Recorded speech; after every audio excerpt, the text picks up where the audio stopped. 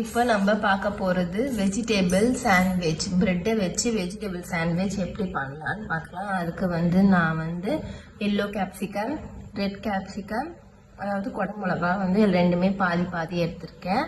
அப்புறம் வந்து 2 medium size carrot, ஒரு வெங்காயம், சின்ன வெங்காயம், ஒரு சின்ன தக்காளி, அப்புறம் அந்த மைனஸு, அதுக்கப்புறம் சீஸு, அதெல்லாம் நான் ஆட் பண்ணும்போது உங்களுக்கு வந்து காட்டுறேன்.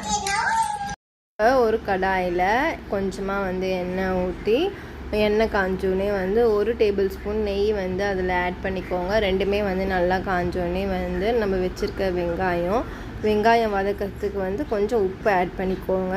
வெங்காயம் வதங்கினோடனே வந்து எப்பவுமே நம்ம வந்து மீதி எதுனா பொரியல் வந்து செய்கிற மாதிரி தான்.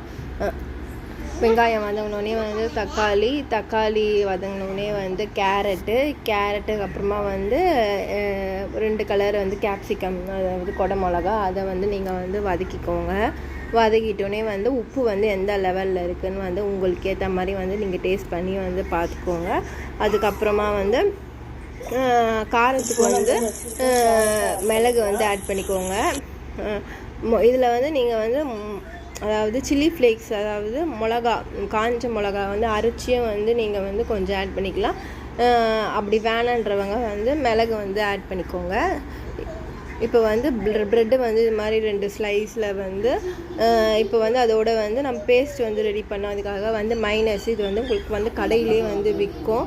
அதுக்கப்புறம் வந்து பீஸா சீஸ்னிங் வந்து அதுவும் வந்து கடையிலே விற்கும் உங்களுக்கு, அதை வந்து ஆட் பண்ணிக்கோங்க.